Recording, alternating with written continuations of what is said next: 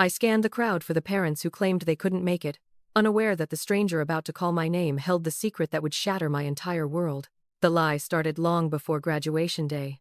In the suffocating suburbs outside of Raleigh, North Carolina, the Bennett family was a brand, a perfectly curated image of middle-class success and Southern hospitality. We had the manicured lawn, the annual Christmas card where we all wore matching sweaters, and the Sunday church attendance record that was spotless. My parents, Robert and Linda, were masters of the performance. They knew exactly when to smile, when to wave to the neighbors, and how to project the image of a cohesive, loving unit.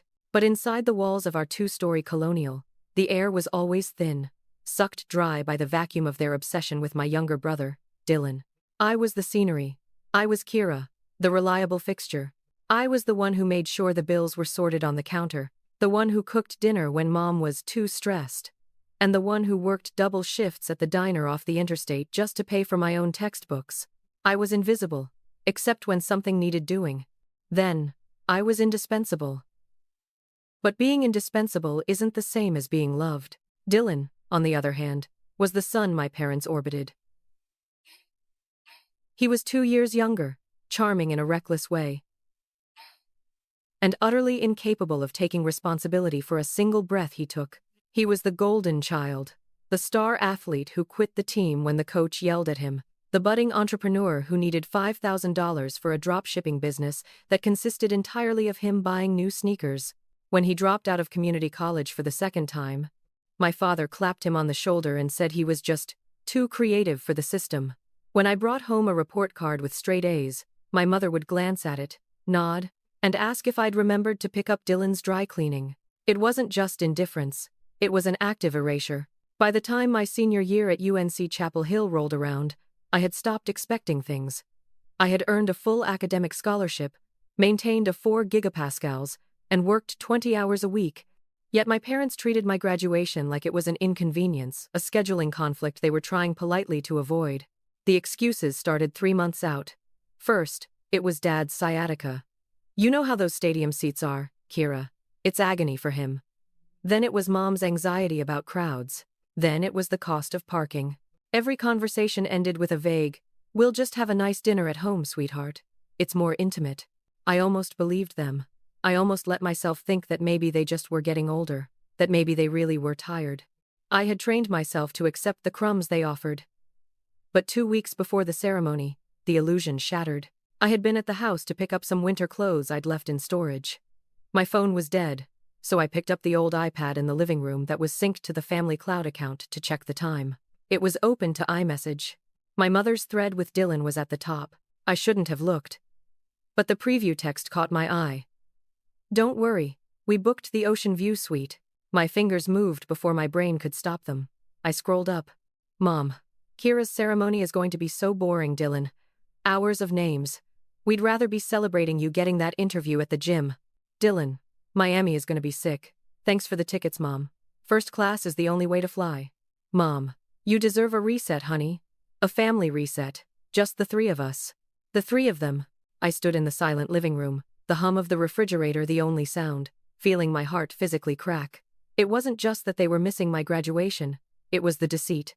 They were flying to Miami on the exact weekend of my ceremony, spending thousands of dollars on a reset for the son who had never finished anything in his life, while I was graduating with highest honors.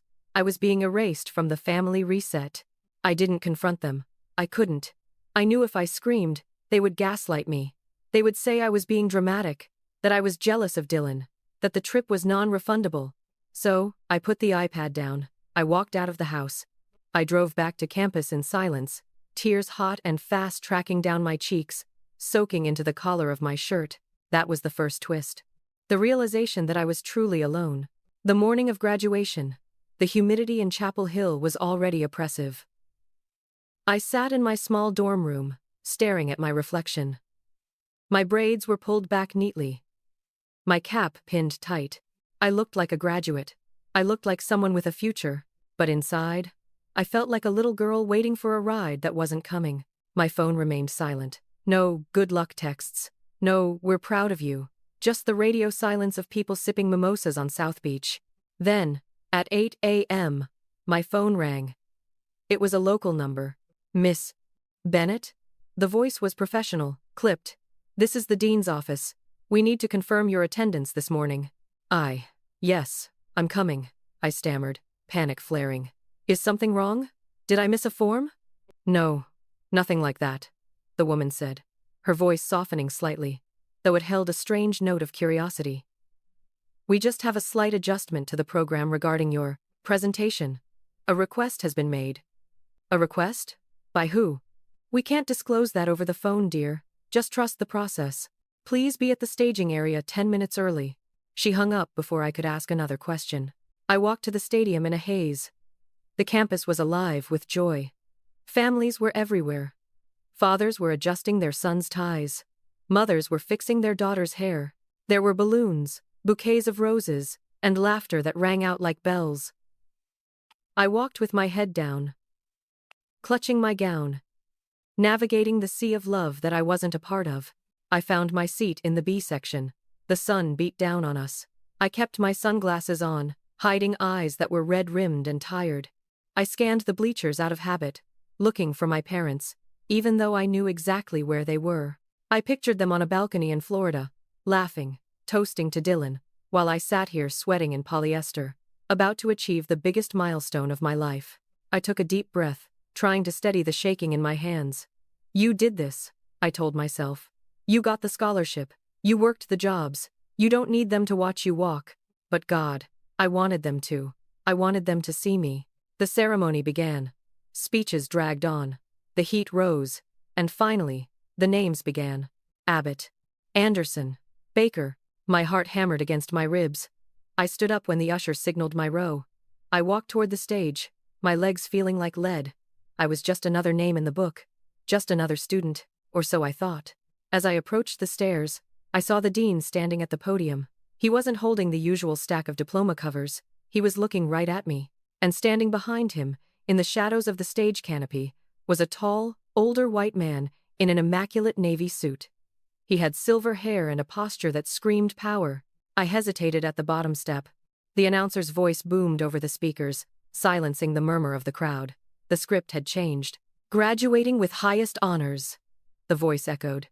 Kira Elise Bennett. I took a step. Sponsored by the Harrington Family Foundation. The air left the stadium. I froze mid-step. A collective gasp rippled through the thousands of people watching.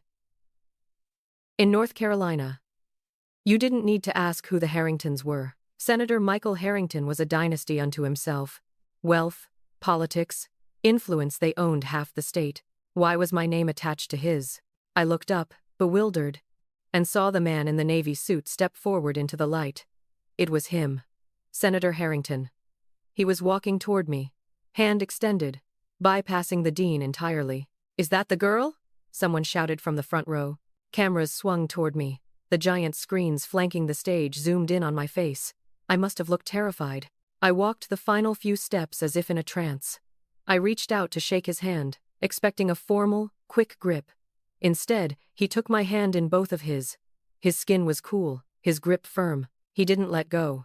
He leaned in, pulling me slightly closer so the microphone wouldn't catch his words. His blue eyes locked onto mine with an intensity that made my knees buckle. Your father should have told you the truth, Kira, he whispered, his voice rough with emotion.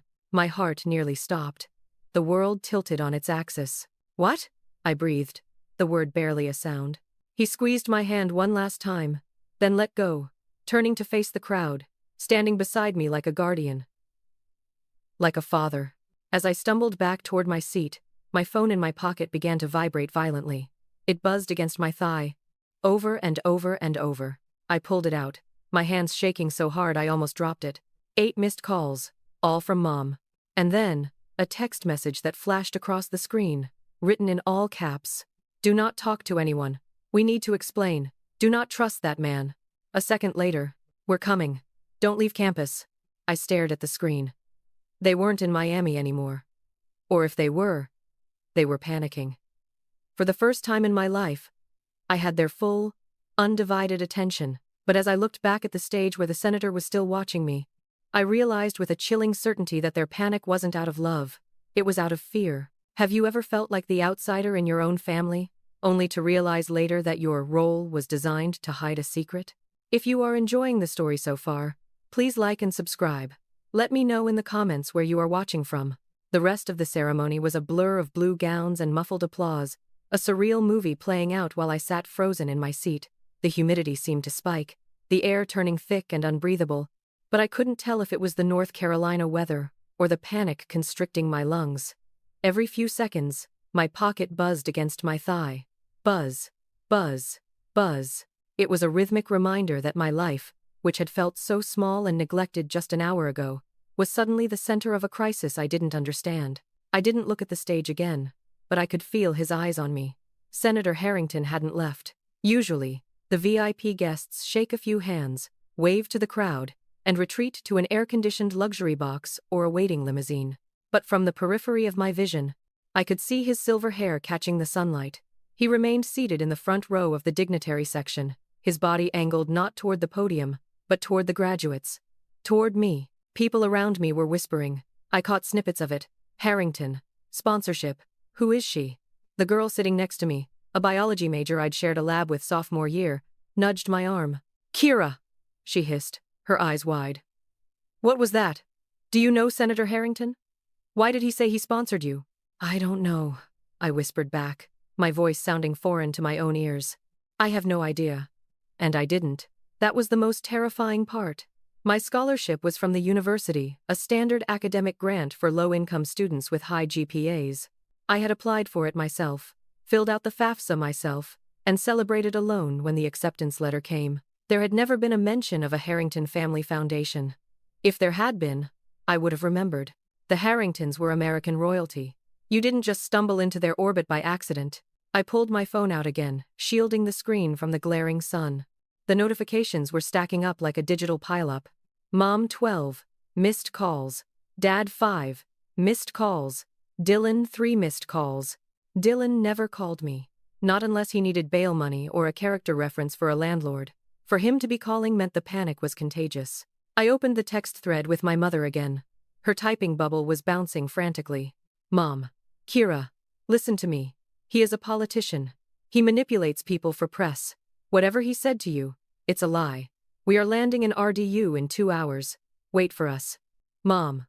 Do not get in a car with him. Do you hear me? Mom. Answer your phone. I stared at the words, we are landing. So they had left Miami. They had cut short the Golden Child reset trip. The parents who couldn't be bothered to drive 2 hours for my graduation were suddenly chartering flights to get to me. The irony was so sharp it felt like it might cut my skin. I felt a strange sensation then, not fear, exactly, but a cold, hard curiosity. For 22 years, I had begged for their attention. I had performed, achieved, and served, trying to earn a fraction of the love they poured into Dylan. And now, all it took to get them to look at me was one handshake from a stranger. If you're already hooked on the mystery of the Harrington family and want to know why Kira's parents are so terrified, make sure you hit that subscribe button right now. I promise you, the secret revealed in the next few chapters is going to completely change the way you look at DNA tests and family trees. You do not want to miss it. The ceremony finally ended. As the pomp and circumstance recessional began to play, the order of the day dissolved into chaos. Graduates threw their caps, families surged toward the field. I stood up, my legs trembling, intending to blend into the crowd and disappear back to my dorm to think. But as soon as I stepped into the aisle, the flow of the crowd shifted. 2 men in dark suits, clearly not campus security, stepped in front of me. They weren't aggressive, but they were immovable. They wore earpieces and the kind of sunglasses that cost more than my tuition. Miss Bennett, one of them said. It wasn't a question. The senator would like a word. Privately. I have to meet my family, I lied. The words tasted like ash. I didn't have a family to meet. Your family isn't here yet, the man said smoothly. We've been monitoring the flight logs. They won't be on the ground for another 90 minutes. My blood ran cold. Monitoring the flight logs? Who were these people? I don't want to go with you, I said, trying to summon the backbone that had gotten me through 4 years of working double shifts. We aren't asking you to leave campus, the second man said gently. He's waiting in the dean's reception tent. Just 5 minutes. He believes you have questions. Questions? I had a million questions. I looked toward the exit gates. I could see the flashing lights of the local news vans. The Harrington surprise was already a headline. If I walked out there, I'd be mobbed by reporters asking why a poor girl from the suburbs was linked to a political dynasty. I looked back at the security guard. 5 minutes.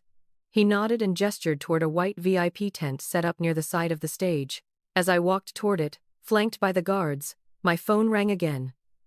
This time, I answered. Kira! My mother's voice was a shriek, distorted by what sounded like wind and engine noise. Kira! Thank God! Where are you? I'm at graduation, Mom, I said, my voice dangerously calm. Where I've been all morning. Where you were supposed to be. Don't start that now, she snapped, the old dismissal kicking in before she caught herself. Her tone shifted instantly to a frantic pleading. Honey, listen. We're in a rental car. We just landed. We're speeding toward campus. Just go to your dorm. Lock the door. We need to talk to you before you speak to anyone else. Why? I asked. Why are you so afraid of Senator Harrington? There was a silence on the line. A heavy, suffocating silence. He's a dangerous man, Kira. My father's voice came on the line, breathless. He ruins families. He's trying to use you to get to us. To get to you? I laughed, a dry, humorless sound. Dad, you're a mid-level manager at a paper supply company. Mom sells essential oils on Facebook. Why would a U.S. senator care about you? Because, my father said, his voice dropping to a whisper, he thinks he owns you. The line went dead. I lowered the phone, my hand shaking. He thinks he owns you. I stood at the entrance of the white tent. One of the guards pulled the flap back for me. Inside, it was cool, smelling of fresh lilies and expensive cologne. Senator Harrington was standing by a table, looking at a framed photo of the graduating class. When he saw me, his face, usually so composed on TV, crumbled into an expression of raw, unguarded hope. Kira, he said. He didn't sound like a politician.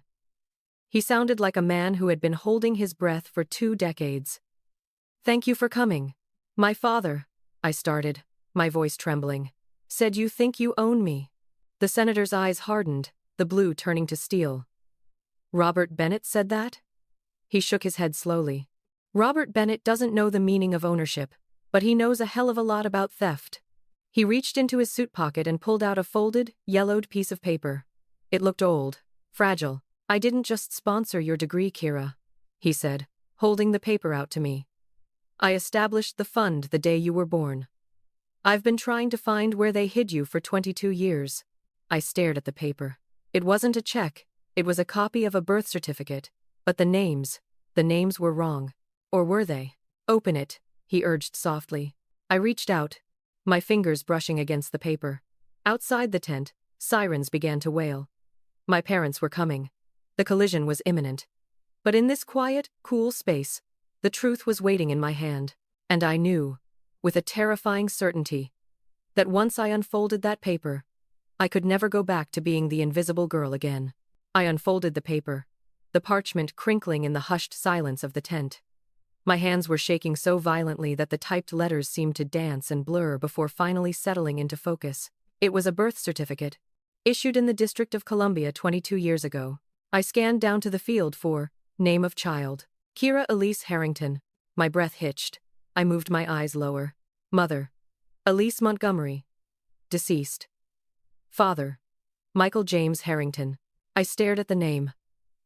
Michael Harrington. The man standing 2 feet away from me. The man whose face was plastered on billboards and news segments across the country. This is fake, I whispered, though the tremor in my voice betrayed me. I looked up at him. This has to be fake. My birth certificate. It says Robert and Linda Bennett. I've seen it.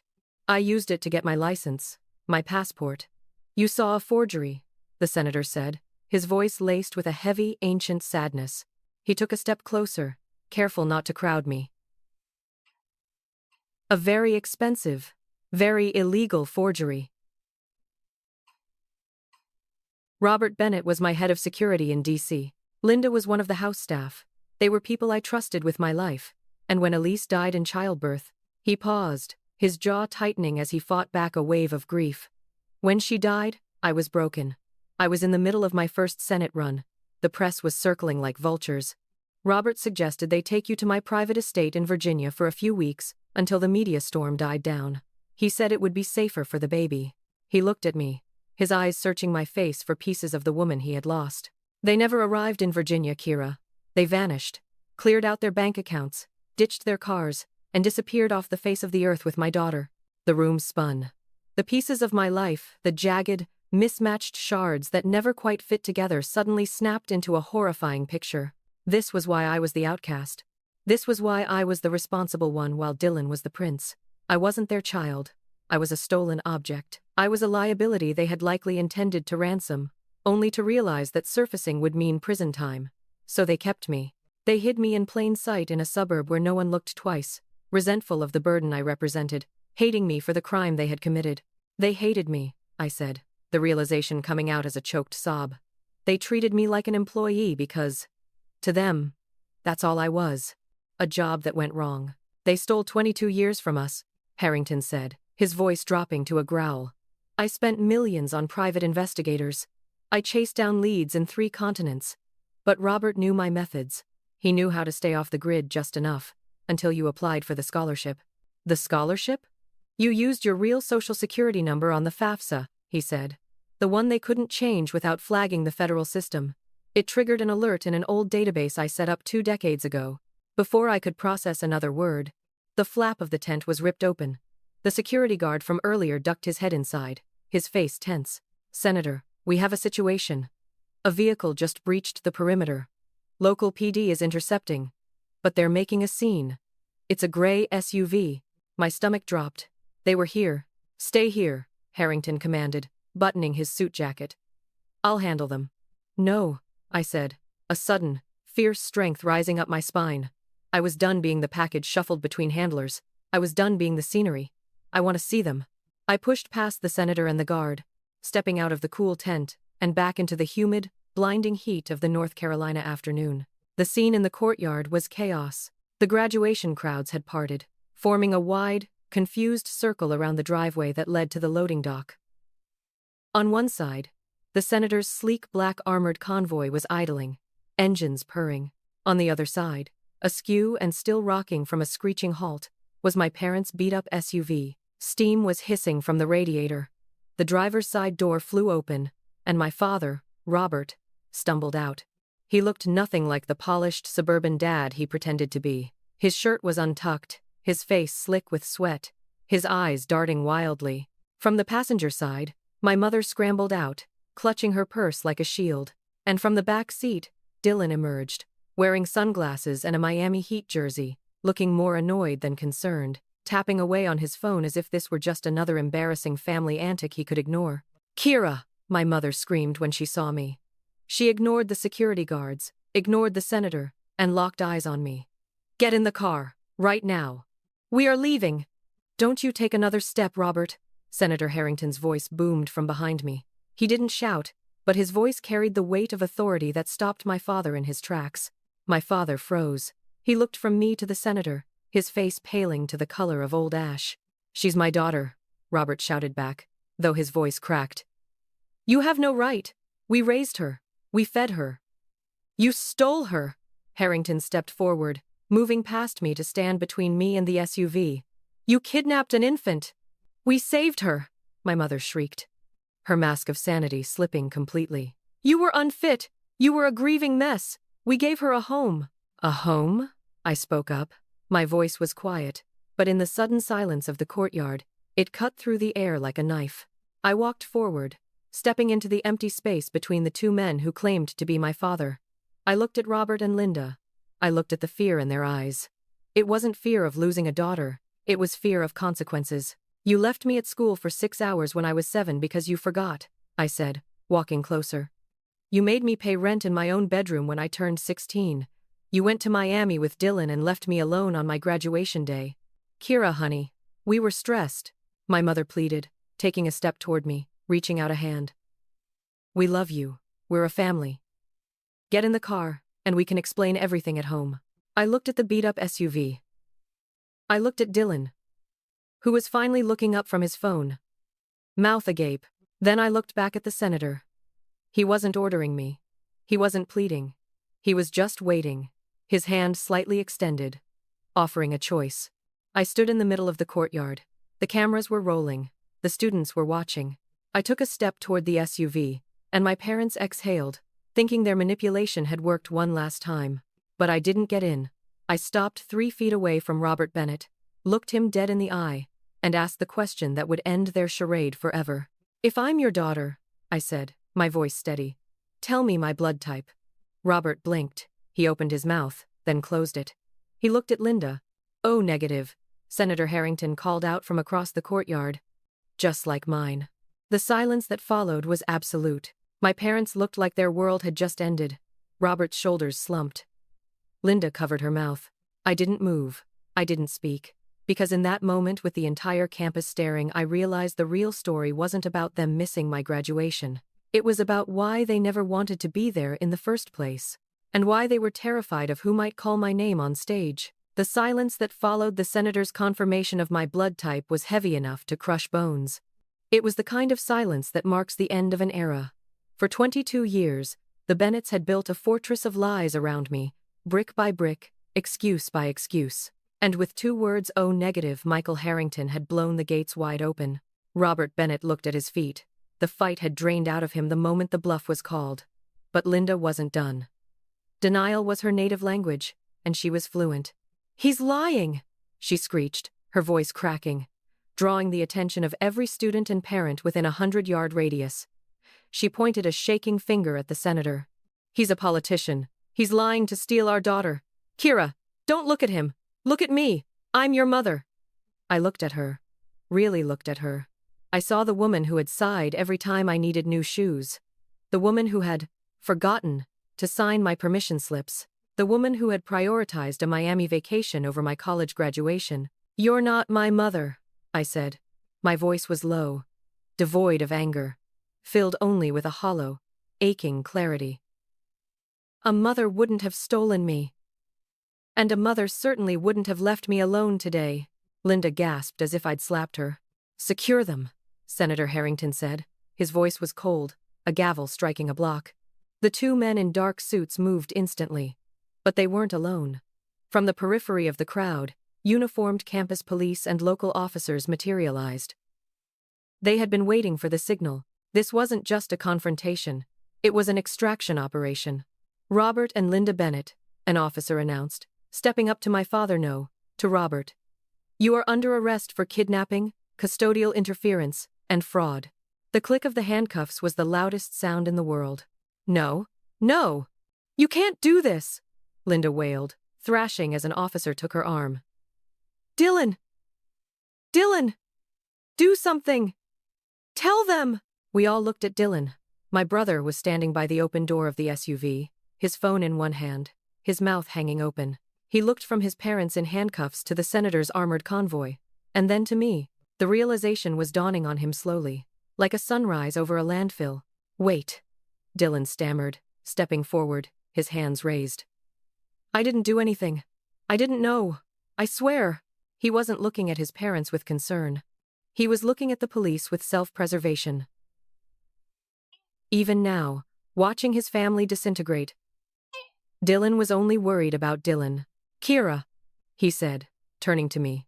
A desperate, charming smile plastering itself onto his face, the same smile he used to get out of speeding tickets. "Kira, tell them I'm cool. We're cool, right? I mean, this is crazy, but we're still family." I looked at the boy who had consumed every resource, every dollar, and every ounce of love in our household. The boy I had tutored, cooked for, and covered for. "We were never family, Dylan," I said. "And I think you're going to have to find your own ride home." "Kira!" he shouted as the officers guided his parents toward a squad car. "You can't leave me here! The cards! Mom has the credit cards! How am I supposed to get back?" I turned my back on him. I turned my back on the screaming woman, the defeated man, and the golden child who was finally realizing that gold can't buy you out of everything. "Miss Harrington." The name made me flinch. I looked up to see the senator, my father, standing right beside me. He had taken off his suit jacket and was draping it over my shoulders. It was heavy, warm, and smelled of expensive cedar and safety. "The press is breaking the perimeter," he said quietly, nodding toward the edge of the courtyard, where a swarm of cameras and microphones was pushing against the security line. "We need to go. Now." I nodded, unable to speak. My legs felt like jelly. The adrenaline was fading, leaving behind a profound exhaustion. He didn't grab my arm. He didn't steer me. He just walked beside me, his large frame blocking the view of the cameras, creating a path of safety toward the idling black convoy. A uniformed driver opened the back door of the lead SUV. I climbed inside. The interior was like a spaceship, cream leather, soft blue ambient lighting, and a silence so deep it felt pressurized. The senator climbed in beside me. The heavy door thudded shut, sealing us in. The chaos of the outside world, the sirens, the shouting, the flashing lights was instantly muffled, reduced to a distant hum. "Go," the senator said into the intercom. The car surged forward, smooth and powerful. I watched through the tinted glass as the university, the place where I had fought so hard to prove I was worth something, faded into the distance. I saw Dylan standing alone on the curb, looking small and lost. I saw the squad car lights flashing red and blue. Then we turned a corner, and they were gone. I sat back against the leather, staring at my hands in my lap. They were the same hands that had scrubbed dishes and typed essays, but they felt different now. They belonged to someone else. "There's water in the console," the senator said gently. "And snacks, if you're hungry." I wasn't sure what you liked, so I had them stock everything. I looked at him. He was watching me with a mixture of awe and terror, as if he was afraid I might vanish if he blinked. "Where are we going?" I asked. "To the airport," he said. "We have a plane waiting. We're going to D.C. To your home." He paused, his voice catching. If that's all right with you. I don't want to force you. If you want to stay here, if you want a hotel." "I don't have a home here anymore," I whispered. "No," he agreed, his eyes fierce.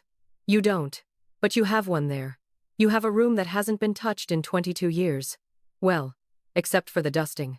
And we might need to change the crib out for a bed." A small, hysterical laugh bubbled up in my chest. "A crib?" "I couldn't bring myself to pack it away," he admitted, looking down at his hands. "Everyone told me to move on, to accept that you were gone. But I kept the nursery. I kept it all." He reached into his pocket and pulled out a phone. Not his sleek business phone, but an older model. He tapped the screen and held it out to me. "I also kept this," he said. It was a photo. A young woman with dark skin and braids, laughing, holding a baby wrapped in a pink blanket. The woman looked exactly like me, the same eyes, the same smile. "That's your mother," he said softly. "Elise, and that's you. 3 days old." I took the phone, tracing the face of the woman I had never known. The woman Robert and Linda had erased. Tears blurred my vision, hot and fast. "She looks happy," I choked out. "She was," he said. "She loved you more than anything. She used to say you were going to change the world." He hesitated, then added, "She also said you had my stubbornness. I think today proved she was right." I looked at him, and for the first time, I didn't see a senator. I saw a man who had survived a 20-year nightmare. And I realized that while my nightmare was just ending, his was finally over. "So," I said, wiping my eyes with the sleeve of his jacket, "what happens now?" He looked out the window as the car merged onto the highway, picking up speed. "Now," he said, his voice hardening with a resolve that sent a shiver down my spine. "We get to know each other. And while we do that, my lawyers are going to make sure Robert and Linda Bennett never see the outside of a prison cell again." He turned back to me. "But first, there's someone waiting to meet you at the hangar. Someone who didn't believe me when I said I found you." "Who?" "Your grandmother," he smiled. "And warn you now, she's a lot tougher than I am." The drive to the private airfield was a blur of silence and sensory overload. I sat in the plush leather seat, clutching the old phone my father had given me, staring at the pixelated image of the woman who had given me life. Elise. She was beautiful, radiant, and looking at the baby in her arms as if she had captured the moon. "She was a journalist," Michael said, breaking the silence as if he could read my mind. "We met at a fundraiser. She was writing an exposé on campaign finance reform. She grilled me for 45 minutes straight. I was terrified of her, and completely in love by the time she put her pen down." I ran a thumb over her face on the screen. "Why didn't I know? Why didn't the world know?"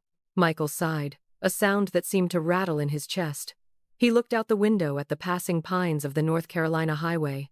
Because I was young, ambitious, and surrounded by people who told me that an interracial relationship with a liberal journalist would tank my poll numbers in the rural districts. I listened to them. I kept us a secret. We were going to go public after the election. We had a plan. He turned to me, his eyes wet. It is the single greatest regret of my life. Not that I loved her, but that I didn't shout it from the rooftops while I had the chance. When she died, and when you were taken, I realized that all the poll numbers in the world didn't amount to a pile of ash compared to holding your hand. I looked at him, really looked at him. I saw the lines of grief etched around his mouth, the weary slump of his shoulders that the tailored suit couldn't hide. I had spent my life resenting my parents for their neglect, but I had never considered that somewhere, someone was mourning me. The Bennetts, I asked, the name tasting bitter. How did they do it? How did they just walk away with a senator's baby? Chaos, Michael said darkly. Elise died of an embolism hours after you were born. It was sudden. I was in shock. Robert was my head of security. He handled everything, the hospital staff, the press blackout, the transport. He told me he was taking you to the safe house. He told me to go home and sleep for a few hours. When I woke up, the safe house was empty. The accounts were drained. They had vanished. But why? I whispered. Why steal a baby? Because Robert had a gambling debt that the salary I paid him couldn't cover. He intended to ransom you, Michael said, his voice turning to ice. We found the draft of the ransom note in his abandoned apartment weeks later.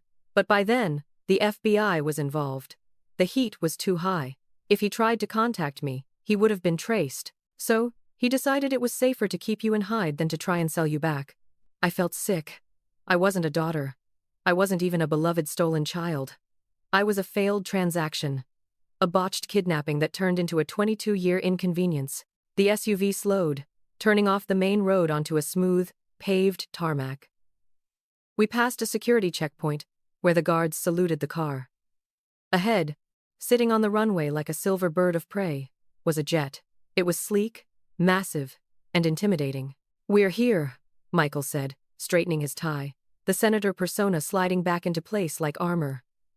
Now, about your grandmother, Margaret Harrington. You said she was tough. She is, he warned.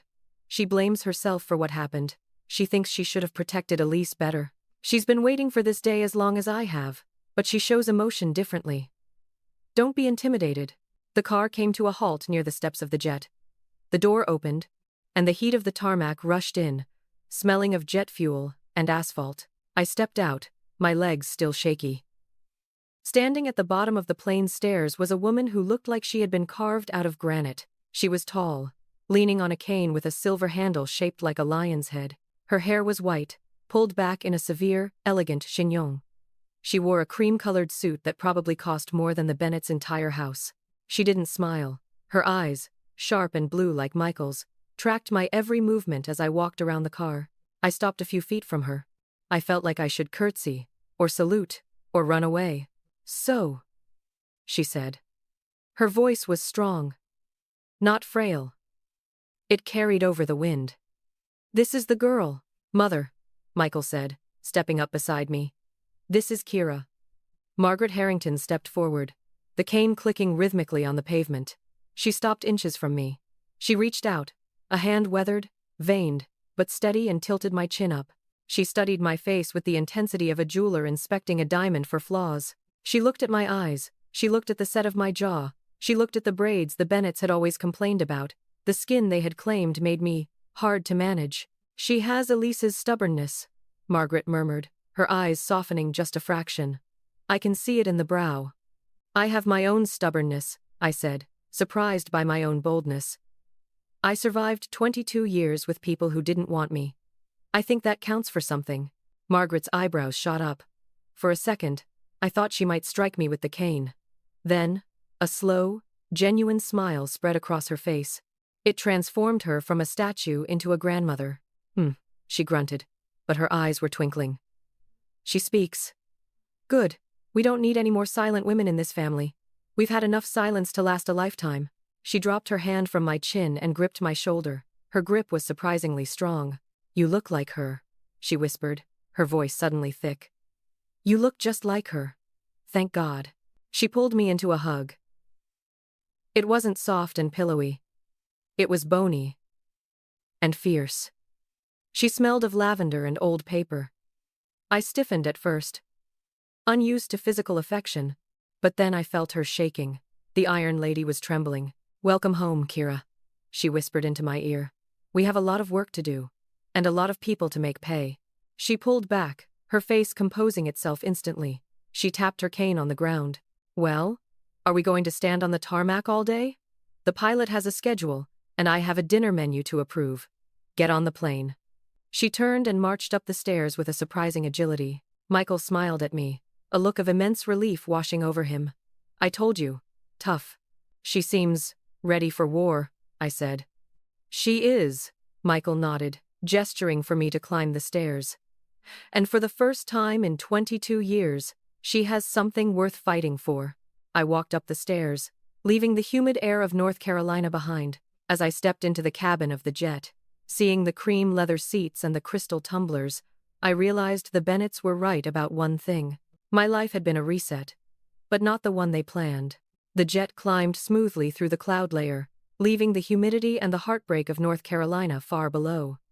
I watched the patchwork quilt of farmland disappear, replaced by a blanket of white fluff that looked deceptively soft. Inside the cabin, the silence was absolute, save for the clinking of china as a flight attendant set a tray of sandwiches and fruit on the table between us. I hadn't eaten since yesterday. My stomach rumbled, a traitorous sound in the quiet luxury. "Eat," Margaret commanded gently from across the aisle. She was sipping tea from a delicate cup, her cane resting against her knee.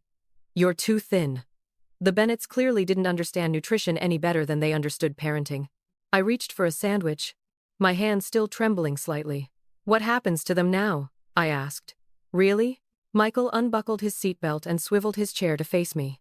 He looked tired, the adrenaline of the confrontation fading to reveal the deep lines of a man who had been running a marathon for 2 decades. "They are currently being processed at the county jail," he said, his voice grimly satisfied. "The charges are extensive, Kira. Kidnapping across state lines is a federal offense.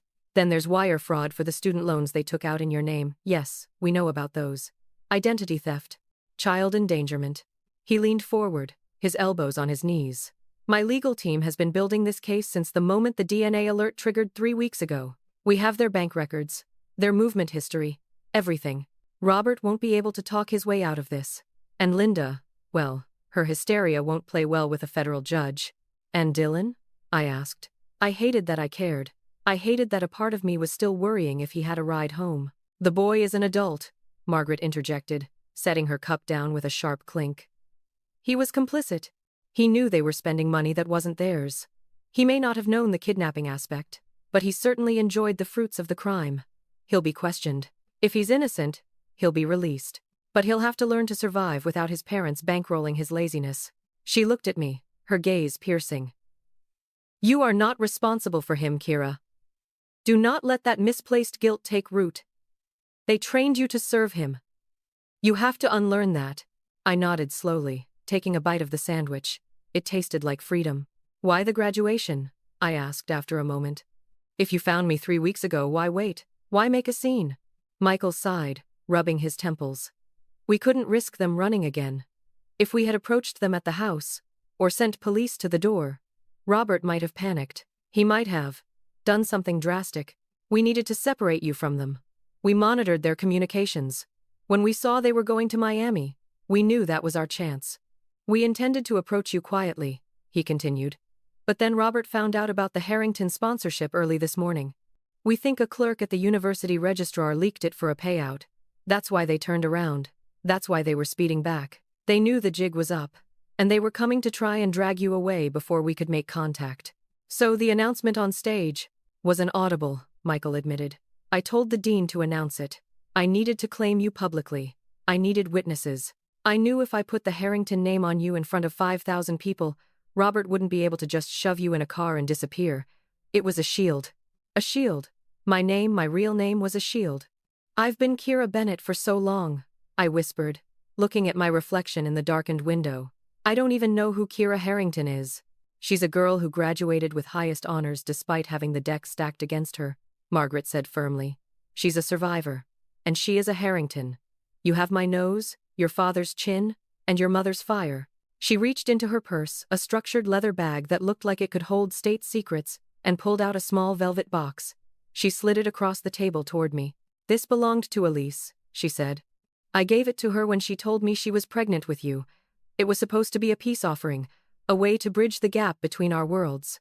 She never got to wear it. I opened the box.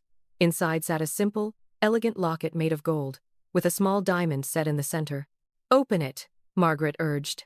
I pried the locket open. Inside was a tiny, hand-cut picture of Michael, 20 years younger, laughing. And on the other side, an inscription. To new beginnings. She was wearing it when she went into labor, Michael said, his voice thick. The hospital staff gave it to me with her personal effects. I couldn't look at it for years, but now, it belongs to you. I fastened the chain around my neck. The gold felt heavy, warm against my skin. It felt like an anchor. We're beginning our descent into Dulles, the pilot's voice crackled over the intercom. I looked out the window again. The landscape below had changed. Gone were the fields and forests of the south. Below us lay the sprawling, geometric grid of Washington, D. I saw the Potomac River winding like a silver snake, the white monuments gleaming in the afternoon sun. Is that? I pointed. That's home, Michael said, looking out with me. We live in Georgetown. It's a bit of a fortress, I'm afraid. Security is tight. But it's home. It's a big house, Margaret added dryly. Too big for two old ghosts. It needs life. It needs noise. As the landing gear deployed with a mechanical thud, a wave of nervousness washed over me. I was trading a trailer park mentality for a senator's mansion. I was trading obscurity for visibility. What if I don't fit in? I asked, voicing the fear that had been gnawing at me since the stage. I don't know how to be a senator's daughter. I don't know which fork to use. I don't know politics. Michael reached across the aisle and took my hand. His grip was solid, reassuring. Kira, you don't have to fit in. You just have to be. We aren't bringing you home to be a prop for a campaign. We're bringing you home because we love you. We missed you, and frankly, I don't care if you eat your dinner with a shovel, as long as you're eating it at my table. The wheels touched down with a screech and a bump. The plane taxied toward a private hangar where a line of black SUVs waited. Get ready, Margaret said, checking her makeup in a compact mirror. The DC press pool is like a pack of wolves, and they've smelled blood. But don't worry. She snapped the compact shut with a decisive click. They've never met a Harrington like you before. 1,000 camera shutters clicking at once sounds like rain. That was my first thought as the cabin door opened and the stairs extended down to the tarmac. It sounded like a torrential downpour, rhythmic and relentless, punctuated by the blinding white flashes of strobes that cut through the early evening twilight of Washington, D.C. Stay close to me, Michael said. He put on a pair of sunglasses. Not for style, but for armor. He adjusted his suit jacket, buttoning it with a sharp, decisive movement. Look straight ahead. Don't answer anything, just walk. Margaret was already at the door, her cane tapping impatiently. Oh, let them take their pictures. It's the first time they've seen a genuine miracle in this city. It'll do them good. We descended the stairs. The moment my foot touched the pavement, the shouting began. It wasn't the disorganized clamor of the graduation crowd. This was professional, aggressive, and deafening. Senator Harrington. Is it true she was kidnapped by your own staff? Kira! Kira! Over here. How does it feel to find out you're an heiress? Senator, will you be pressing federal charges against the Bennetts? Miss Harrington, look this way. Just one smile. A barricade had been set up about 50 feet away, held back by a line of unsmiling police officers. Behind it, a sea of reporters jostled for position. I felt like a zoo animal, a specimen under a microscope. I instinctively shrank back, my shoulders hunching up, a habit from years of trying to be invisible in the Bennett household. Michael felt my hesitation. He didn't pull me. He simply shifted his body, placing himself physically between me and the wall of noise. He put a large, warm hand on the small of my back. Head up, Kira, he murmured, his voice calm in the center of the storm. You have nothing to hide. They are the ones who should be embarrassed for shouting at a young woman. I straightened my spine. I touched the locket at my throat. Elise's fire, Margaret had said. I tried to summon it. I walked toward the waiting line of SUVs, matching Michael's stride. We didn't stop to speak. The security team bundled us into the lead vehicle with practiced efficiency. As the heavy door slammed shut, cutting off the noise instantly, I let out a breath I didn't know I'd been holding. "Vultures," Margaret muttered, settling into her seat and smoothing her skirt. "Absolute vultures. But you did well. You didn't flinch." "I wanted to," I admitted, my hands gripping the leather armrests. I'm used to people looking through me, not at me." "Get used to it," Michael said, looking out the tinted window as the convoy began to move. "You're a Harrington now. In this town, invisibility is a luxury we can't afford. But you control the narrative, never forget that." The drive into Georgetown was surreal.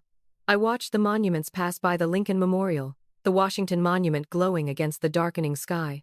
I had seen these things in textbooks and on the news, usually on the small TV in the kitchen while I washed dishes for a family that wasn't mine.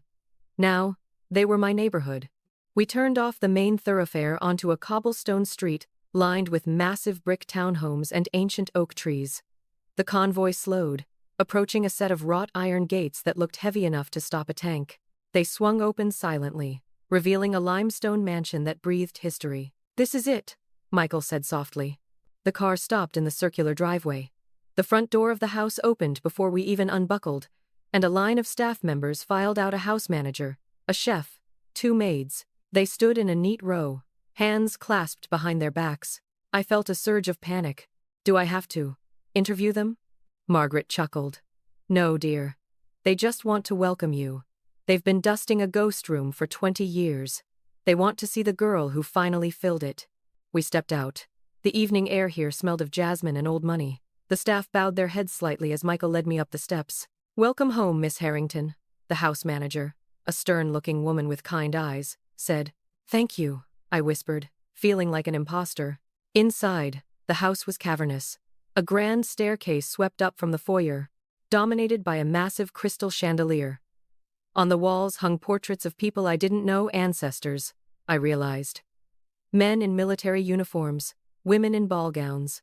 "I want to show you something," Michael said. He bypassed the living room and the library, heading straight for the stairs. "Margaret, order some dinner. We'll be down in a bit." "Take your time," she said, watching us with a soft expression. I followed Michael up the stairs. My hand trailed along the polished mahogany banister. The house was silent, but it felt alive. Waiting. We walked down a long hallway on the second floor, past several closed doors. At the very end of the hall, there was a white door. The paint was slightly different from the rest of the hallway, fresher, maybe, or just more obsessively cleaned. Michael stopped in front of it. His hand hovered over the knob. "I kept it," he said, his voice tight. "When the police told me the trail had gone cold, when people told me to turn it into a guest room or an office, I couldn't. I felt like if I changed it, I was admitting you were never coming back." He looked at me, his blue eyes shimmering with unshed tears. "I haven't been inside in a long time." He turned the knob and pushed the door open. I stepped inside. The room was suspended in time. It was a nursery, bathed in the soft glow of a street lamp outside the window. A white wooden crib stood in the corner, draped with a sheer canopy that had likely gathered dust for 2 decades before being cleaned today. There was a rocking chair with a folded pink blanket draped over the back. On the shelves sat teddy bears that had never been hugged, books that had never been read, and a silver rattle that had never been shaken. It was beautiful. And it was devastating. I walked to the crib. I ran my hand over the smooth wood of the railing. I looked at the mobile hanging above it, little felt stars and moons. I thought about where I had actually slept as a baby. I remembered the stories Linda told, how I slept in a laundry basket for the first month because they couldn't afford a crib yet. How I shared a room with Dylan until I was 12, and he complained every night that I was breathing too loud. Here, in this room, I was a princess. Here, I was cherished. Here, I was the center of the universe. And I had missed it. The grief hit me like a physical blow. It wasn't just the graduation. It was the bedtime stories. It was the scraped knees bandaged by a father who cared. It was the safety. The Bennetts hadn't just stolen me. They had stolen this safety. They had taken a girl who was born into love and placed her in a cold, transactional world. I sank down onto the floor, clutching the railing of the crib, and finally, for the first time since the stage, I let myself cry. I cried for the baby who never slept here. I cried for the little girl who worked 2 jobs while her brother bought sneakers. I cried for the years that were gone. I felt Michael sit down beside me. He didn't say a word. He just wrapped his arm around my shoulders and pulled me into his side. We sat there on the plush carpet of a nursery built for a ghost, weeping for the time we couldn't get back. "I'm sorry," he choked out, his head resting on top of mine. "I'm so sorry I couldn't find you sooner." "You found me now," I sobbed, gripping his jacket. "You found me now." We stayed there until the moonlight shifted across the floor. When we finally stood up, I felt lighter. The grief was still there, but it wasn't a weight crushing me anymore. It was a foundation. "I can't sleep in a crib," I said, wiping my face and managing a weak, watery laugh. Michael smiled, wiping his own eyes. No. I suppose not. We'll have a decorator here tomorrow. You can change everything. Paint it black. Fill it with posters. I don't care. Make it yours. I want to keep the mobile," I said, looking up at the felt stars. "Just for a little while." "Done," he said. He opened the door to the hallway. "Now, let's go downstairs. Your grandmother gets cranky if she has to wait for dinner. And you have a lot of catching up to do. Plus, there's something I need to show you in the study. Something about the Bennetts." I froze. "What about them?" "I told you I hired private investigators for years," Michael said, his face hardening again. "I didn't just look for you. I looked into everyone who worked for me. And it turns out, Robert Bennett didn't act alone. He had help from the inside. Someone who is still in D.C. My blood ran cold. "Who?" "That," Michael said, "is what we're going to figure out tonight." The transition from the emotional sanctuary of the nursery to the cold, strategic atmosphere of the study was jarring. Michael led me down the grand staircase and through a set of double mahogany doors on the ground floor. If the nursery was a shrine to a lost childhood, this room was the command center of a dynasty. The walls were lined floor to ceiling with books bound in leather. A massive oak desk dominated the center of the room, cluttered with files, tablets, and a secure phone that blinked with a menacing red light. Margaret was already seated in a wingback chair by the fireplace, a silver tray of sandwiches and untouched tea on the low table in front of her. Her expression was darker than it had been on the plane. She looked like a general reviewing casualty lists. "Sit, Kira," Michael said, gesturing to a leather chair opposite Margaret. He didn't sit. He paced, his energy restless and predatory. "You said Robert didn't act alone," I said, my voice sounding small in the cavernous room. I took a seat, gripping the armrests. "Who else would want to steal a baby?" Michael stopped pacing. He leaned against the edge of his desk, crossing his arms. "Robert Bennett was a security guard. He was muscle. He wasn't smart enough to orchestrate a disappearance that fooled the FBI, the CIA, and private contractors for 20 years. He needed money, yes, but he also needed logistics. He needed clean identities. He needed the investigation to be diverted. He had a partner," Margaret spat, the word tasting like poison in her mouth. "A silent partner who benefited from Michael's grief." "Who?" I asked. Michael picked up a remote and pointed it at a large flat-screen TV mounted discreetly within the bookshelves. The screen flickered to life, showing a frozen frame of a news broadcast. It was a man giving a speech at a podium. He was handsome in a rugged way, with salt and pepper hair and a smile that looked practiced. The chyron beneath him read, "Governor Arthur Vance, RNC, holds press conference on education reform." I recognized him. Everyone in North Carolina recognized Governor Vance. He was the state's golden boy, the man who had served 3 terms and was rumored to be eyeing a presidential run. "Governor Vance?" I asked, confused. "What does he have to do with this?" 22 years ago, Michael said, his voice dropping to a dangerous register. "Arthur Vance wasn't a governor. He was my campaign manager. He was the godfather of my political career. And he was the one who hired Robert Bennett." My stomach turned. "He helped steal me?" "He did more than help," Michael said. "We just received the preliminary interrogation report from the FBI. Robert is singing like a canary to avoid the death penalty. He claims that Vance approached him with the idea." "Why?" I asked, looking at the smiling man on the screen. "If he was your manager, why sabotage you?" "Because I was going to quit," Michael said.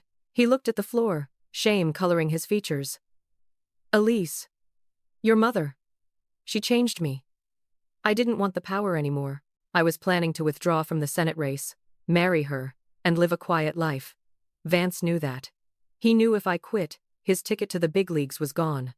He needed me to stay in the race, and he knew the only thing that would keep me in Washington, the only thing that would make me desperate for power and influence, was a tragedy. He took you to keep Michael focused, Margaret said, her voice trembling with rage. He thought if Elise died and the baby disappeared, Michael would channel his grief into his work. He would become the ruthless politician Vance needed him to be. And it worked, Michael whispered. For 20 years, I passed every bill, shook every hand, and climbed every ladder, thinking if I had enough power, I could find you. Vance used my grief as fuel for his own career. He rode my coattails to the governorship. I stared at the screen. The man on the TV wasn't just a politician. He was the architect of my misery. He was the reason I had scrubbed floors while he lived in a mansion. He was the reason my father had spent 2 decades haunting an empty nursery. Wait, I said, a sudden memory flashing in my mind like a lightning strike. The Bennetts. Whenever they got in trouble, real trouble, Mom would always make a phone call. One time, Dylan got caught selling stolen pills in high school. The police came to the house. They were going to arrest him. Mom went into the bedroom, made one call, and 10 minutes later, the captain of the precinct called the officers off. They just left. Mom told us we had a guardian angel in Raleigh. Michael's face hardened into stone. Vance. He was protecting his assets. He kept the Bennetts out of jail to keep them quiet. So what do we do? I asked. I felt a cold fury rising in my chest, displacing the sadness. I didn't want to cry anymore. I wanted to burn something down. Do we call the police? Do we tell the press? Not yet, Margaret said sharply. Vance is powerful. If we accuse him now, he'll deny it. He'll say Robert is a lying criminal trying to save his own skin. He'll spin it. He has judges in his pocket. He has the media. We need undeniable proof, Michael said. Robert's word isn't enough. We need the money trail. We need the communication logs. And we need a confession, I said. Both of them looked at me. A confession? Michael asked. Vance hasn't spoken to me in 5 years. We had a falling out when I refused to endorse his run for governor. He won't talk to me. He won't talk to you, I said, standing up. I walked toward the TV, staring into the pixelated eyes of the man who had stolen my life. But he'll talk to the victim. He'll want to know what I know. He'll want to know if I remember anything. Absolutely not, Michael said immediately. It's too dangerous. He's a cornered animal. He doesn't know I know, I countered, turning to face them. Think about it. The news is reporting that Robert and Linda were arrested. But no one knows about Vance yet. He thinks he's safe. He thinks Robert will keep his mouth shut because Vance has been protecting him for years. He's probably terrified that I might have found something in the house, or that the Bennetts told me something. What are you suggesting? Margaret asked, her eyes narrowing with interest. Invite him here, I said. Tomorrow. Tell him you're overwhelmed. Tell him you found your daughter. But you're confused. Tell him you need your old friend's advice. Lure him in. And then? Michael asked. And then let me talk to him, I said. I'll play the confused, traumatized girl. I'll make him feel safe. And while he's here, we get what we need. Michael shook his head. Kira, you've been home for 4 hours. I'm not throwing you into a pit with a viper. I lived in a pit with vipers for 22 years, I said fiercely. I know how to lie. I know how to manipulate. The Bennetts taught me well. Let me use it. Margaret set her teacup down. She looked from Michael to me. A slow, terrifying smile spreading across her face. She's right, Michael, Margaret said. Vance is arrogant. He'll come to congratulate you. He'll come to assess the threat. If we wire the room. If we get him to slip up. Michael looked at me, torn between protective instinct and the political strategist's recognition of a good plan. He looked at the locket around my neck. He destroyed our family, Michael said softly. Then let's destroy his career, I replied. The secure phone on the desk suddenly began to ring. The shrill sound made us all jump. Michael looked at the caller ID. His eyes went wide. Speak of the devil, he whispered. It's the governor's private line. He looked at me. I nodded.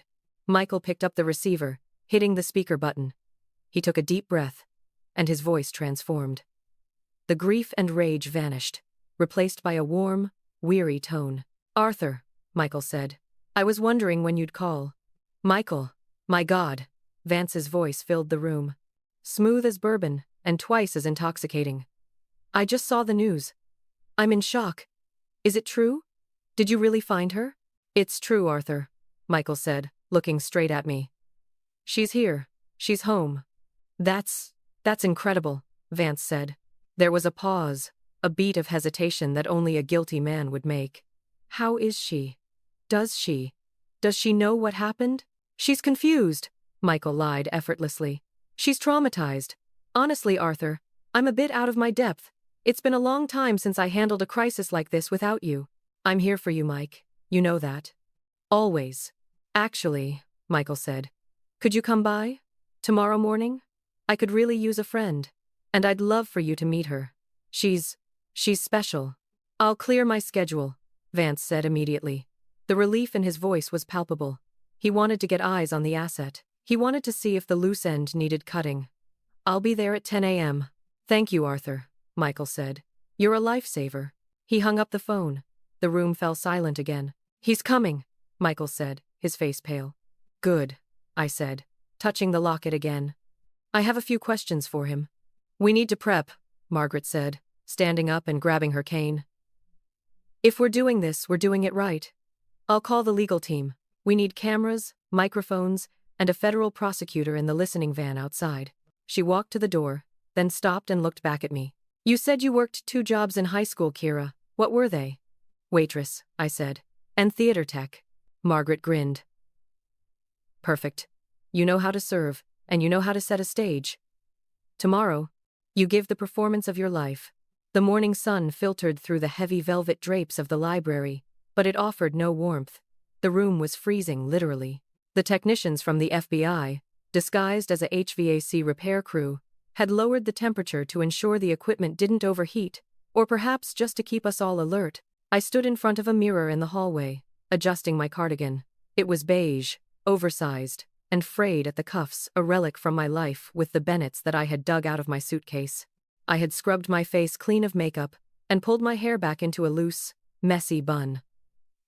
I didn't look like Kira Harrington, heiress to a dynasty. I looked like Kira Bennett, the scared girl from the suburbs who didn't understand why her world was burning. "Perfect," Margaret said, appearing behind me. She wasn't wearing her usual armor of tailored suits. She was dressed in a softer, grandmotherly wool dress, looking frail and worried. It was all an act. Her eyes were as sharp as flint. "You look terrified. Keep that energy. Vance feeds on weakness. If he thinks you're strong, he'll be guarded. If he thinks you're a broken bird, he'll try to put you in a cage." "Is the feed live?" I asked, touching the small pearl earring I was wearing. It wasn't jewelry. It was a high-fidelity microphone. "Live and recording to 3 separate servers," Michael said, walking out of the library. He looked awful. He had mussed his hair, loosened his tie, and I suspected rubbed a little onion near his eyes to make them red and puffy. He looked like a man on the brink of collapse. "The assistant U.S. attorney is in the van down the street. We just need him to say enough to establish knowledge of the kidnapping before yesterday. Even a hint that he knew where you were." "I can do this," I said, though my stomach was doing backflips. "Remember," Michael whispered, gripping my shoulders. "He is charming. He is manipulative. He will try to make you feel like we are the villains. Don't listen to the words. Listen to the intent." The doorbell rang. It echoed through the silent house like a gunshot. "Showtime," Margaret whispered. We moved into the library. Michael slumped into the leather chair behind the desk, burying his face in his hands. Margaret sat by the fire, wringing a handkerchief. I sat on the sofa, pulling my knees to my chest, making myself small. The heavy doors opened, and the house manager announced, "Governor Vance." Arthur Vance walked in. He was taller than he looked on TV, filling the room with a suffocating charisma. He wore a charcoal suit that cost more than my college tuition, and his face was arranged in a mask of perfect, solemn concern. "Michael," he said, his voice rich with empathy. He crossed the room in 3 strides, ignoring me for the moment, and went straight to my father. My God, Mike. I came as soon as I could. Michael looked up, his expression shattered. Arthur. I don't know what to do. The press is outside. The lawyers are screaming. It's a mess. It's going to be okay, Vance said, placing a reassuring hand on Michael's shoulder. We've handled worse storms, you and I. Remember the '98 primaries? He squeezed Michael's shoulder, asserting dominance, then turned his gaze to me. The air in the room shifted. His eyes were cold, calculating, assessing every inch of me. He was looking for threats. He was looking for the Harrington fire. I gave him none. I looked down at the floor, picking at a loose thread on my sweater. And this, Vance said, his voice softening to a paternal coo, must be Kira. He walked over to the sofa and sat down on the coffee table in front of me, invading my personal space. He smelled of expensive sandalwood and mint. Kira, I'm Arthur. I've known your father since before you were born. I am so sorry for what you've been through. I looked up slowly, letting my lip tremble. I just want to go home, I whispered. I want my mom. Linda. They took her away. Vance's eyes flickered. This was exactly what he wanted to hear. He wanted a victim who missed her captors, not a warrior seeking revenge. I know, honey, Vance said, lowering his voice. It's very confusing. The police. They can be aggressive. Robert and Linda. They loved you in their own way. Didn't they? They did. I lied, forcing a tear to roll down my cheek. They took care of me. But Dad, Michael. He says they stole me. He says they're monsters. I looked at Michael, then back at Vance. But they weren't monsters. They were just scared. They told me. They told me they had to leave DC, because it wasn't safe for me. Vance stiffened. They told you that? Yes, I continued, improvising on the thread I saw him pull. Robert said. He said there were bad men who wanted to hurt Dad's career. He said he took me to protect me, that he was following orders. Vance glanced at Michael. Michael was still head in hands, seemingly not listening. Vance leaned closer to me, his voice barely a whisper. Kira, listen to me. Your father, Michael, he loves you. But 20 years ago, he was in a very dark place. He was grieving your mother. He wasn't thinking clearly. What do you mean? I asked, widening my eyes. I mean that sometimes, difficult choices have to be made to ensure a child has a stable upbringing, Vance said. He was walking the edge of the razor. He was trying to frame the kidnapping as a benevolent act without admitting he ordered it. But the money, I said, dropping the first piece of real bait. Linda told me once that we had a guardian angel, someone who sent money to the account in the Cayman Islands so we could buy the house in Raleigh. She said as long as we stayed quiet, the angel would protect us. Vance's face went rigid. The color drained from his cheeks. He knew about the Cayman account. He had set it up. She mentioned the Caymans? Vance asked, his voice tighter now. She said the governor took care of it, I whispered. Is that you? Are you the governor? Vance stood up abruptly. He paced away from the sofa, running a hand through his perfect hair. He looked at Michael, who was still playing the role of the broken man. Vance thought he was safe. He thought Michael was too distraught to process what I was saying. He turned back to me. He needed to shut me up. He needed to make sure I never repeated that story to the FBI. Kira, he said, his voice dropping the veneer of kindness. It was commanding now. You need to listen to me. You must never mention that account to anyone. Do you understand? If you do, Michael will be ruined. Why? I asked innocently. Because, Vance hissed, stepping close again, looming over me. Because if people find out about the arrangement, they'll think your father was involved. They'll think he paid Robert to take you away because he didn't want a baby ruining his campaign. My blood boiled. He was trying to gaslight me into blaming Michael. He was trying to frame the victim. But you helped, I pushed, looking him dead in the eye. You helped Robert. You were the one who called the precinct when Dylan got arrested. I remember your voice on the phone. I did what I had to do, Vance snapped, his patience fraying. I kept that family afloat for 20 years to keep you safe, to keep you hidden. Do you have any idea how much it cost to keep Robert Bennett happy? To keep him from selling your story to the tabloids? The room went deadly silent. Vance froze. He realized, A second too late. That the silence wasn't the silence of grief. It was the silence of a trap springing shut. He spun around. Michael was no longer slumped in his chair. He was sitting upright, his eyes dry, cold, and hard as diamonds. Margaret was staring at Vance with a look of pure, unadulterated triumph. "You paid him," Michael said, his voice steady. "You just admitted it. You paid Robert Bennett to keep my daughter hidden." Vance's eyes darted around the room. He looked at the books. He looked at the flower arrangement on the table. He looked at my pearl earring. "Michael," Vance said, holding up a hand, a nervous smile twitching on his lips. "You're misunderstanding." I was playing along with her. "She's confused." I was trying to calm her down. "I'm not confused, Arthur," I said, standing up. I dropped the hunch. I dropped the fear. I stood tall, channeling every ounce of Margaret Harrington's steel. "And I don't miss the Bennetts. I hated them." Vance looked at me, and for the first time, he saw the resemblance. He saw the predator he had created. "You wired the room," Vance whispered, the realization hitting him like a physical blow. "Federal agents have been listening to this entire conversation," Michael said, standing up. "They heard you admit to financing the kidnapping. They heard you admit to obstruction of justice regarding the Bennett boys' arrest, and they heard you try to coerce a witness." "You can't prove anything," Vance snarled, his mask falling completely. "It's hearsay. I'm the governor of North Carolina. I'll bury you." "You're not the governor anymore," Margaret said, standing up and pointing her cane at the door. "You're a suspect." As if on cue, the library doors burst open. But it wasn't the House staff this time. 6 FBI agents in windbreakers swarmed into the room, weapons drawn but pointed low. Behind them walked a man in a sharp suit, the U.S. attorney. "Arthur Vance," the attorney said, stepping forward with a pair of handcuffs. "Please place your hands behind your back."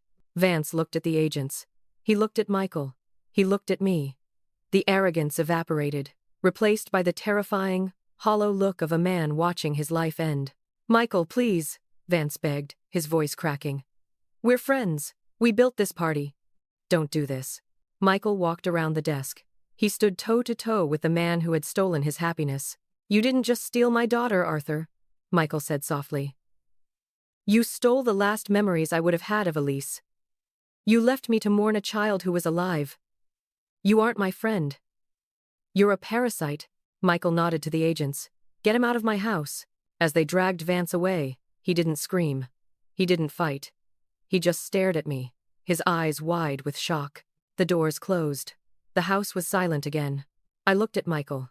He let out a long, shuddering breath and leaned against the desk. "We got him," I whispered.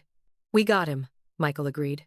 "But," Margaret said, her voice cutting through the moment of victory, "we aren't done. The Bennetts and Vance were just the architects. Now, we have to deal with the public. You have a press conference in an hour, Kira." "I do?" I asked. "Yes," Margaret smiled, handing me a garment bag that had been hidden behind her chair. "And you can't wear that awful cardigan. It's time the world met the real Kira Harrington." The garment bag Margaret had handed me contained a suit of ivory silk. It was structured, elegant, and radiated a quiet power, the complete opposite of the frayed cardigan I had worn to trap a governor. As I zipped the trousers and buttoned the jacket, I looked in the mirror. For the first time in my life, I didn't see the responsible one. I didn't see the girl who scraped by. I saw Harrington, but more importantly, I saw myself. "You look ready," Michael said from the doorway. He had cleaned up too. The grief-stricken father from the library was gone, replaced by the senator, but softer this time. His eyes were clear. The weight of 20 years had finally lifted from his shoulders. "I'm terrified," I admitted, smoothing the lapel of the jacket. "Good," he smiled, walking over to stand beside me. "Fear keeps you sharp. But you don't have to do this alone. I'll be right there. Margaret will be right there." He held out his arm. "Shall we reintroduce you to the world?" We walked down the grand staircase together. The heavy oak doors of the mansion were thrown open. Outside, the world had gathered. It wasn't just the press anymore. There were supporters, curious neighbors, people who had seen the news of Vance's arrest breaking across every channel in America. The driveway was packed. As we stepped out onto the portico, the roar was deafening. But this time, it didn't sound like rain. It sounded like a tide turning. We approached the cluster of microphones set up on the stone steps. Margaret was already there, standing like a sentinel, her chin high. She nodded at me. A silent message of pride. Michael stepped to the mic first. He waited for the crowd to quiet down. It took a full minute. 22 years ago, he began, his voice ringing out clear and strong. I lost the two most important people in my world. I lost my love, Elise, to tragedy. And I lost my daughter, Kira, to a crime born of greed and ambition. He paused, looking down at the handcuffed figure of Arthur Vance being loaded into a federal transport van at the edge of the property, a visual confirmation to the world that justice had arrived. For 2 decades, I was told to move on. I was told she was gone. But a father knows, he said, his voice cracking slightly. A father knows, when his heart is still walking around in the world. He turned to me and stepped back. Ladies and gentlemen, my daughter, Kira Elise Harrington. I stepped forward. The flashes were blinding, but I didn't blink. I gripped the sides of the podium. I thought about the graduation stage. I thought about the empty seat where my parents were supposed to be. I thought about Robert and Linda, sitting in a cell, realizing that their perfect family lie had finally collapsed. Yesterday, I said, my voice steady, amplified across the silent crowd. I walked across a stage hoping for a diploma. I was hoping my parents would show up. They didn't. I took a deep breath. Instead, I found the truth. I found out that the people who raised me viewed me as a transaction. They stole my past. They stole my name.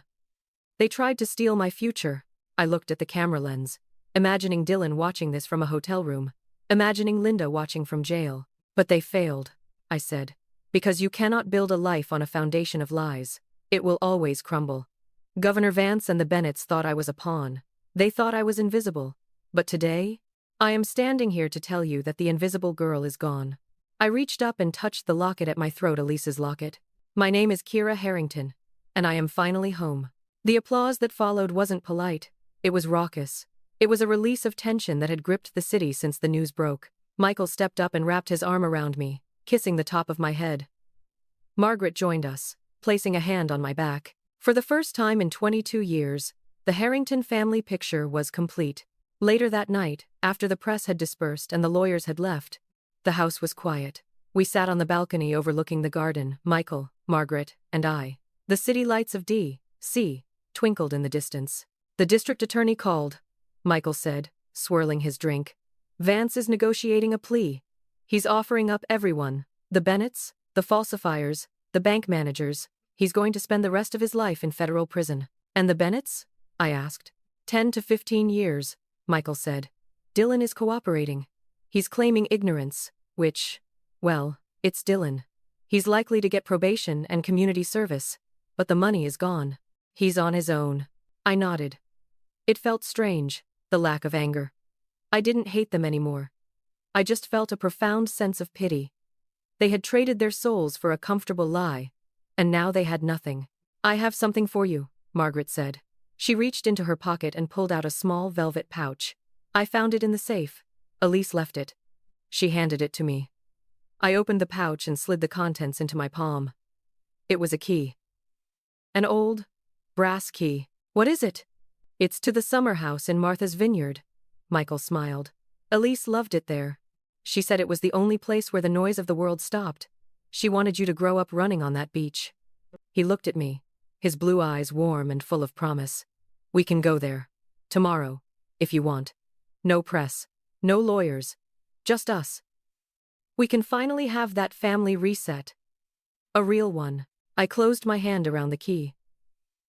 I thought about the reset trip to Miami that had started this whole unraveling. That was a trip to escape.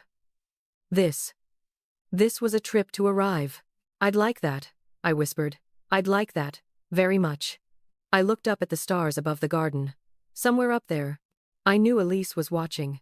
She had missed my graduation too. But looking at the father who had never stopped searching, and the grandmother who had never stopped fighting, I knew she hadn't missed this. I was safe. I was loved. And for the first time in my life, I knew exactly who called my name. Thank you so much for reading Kira's journey. Family isn't always blood, but sometimes, the blood connection is the key to unlocking a truth you never knew existed. If this story touched your heart, If you cheered for Kira's victory and Vance's downfall, please do me a huge favor. Hit that subscribe button right now. Join our community. We tell stories here that matter, stories about justice, love, and the secrets that lie beneath the surface. Don't miss out on the next adventure. Like this video, leave a comment below telling me what you would have done in Kira's shoes, and I'll see you in the next story.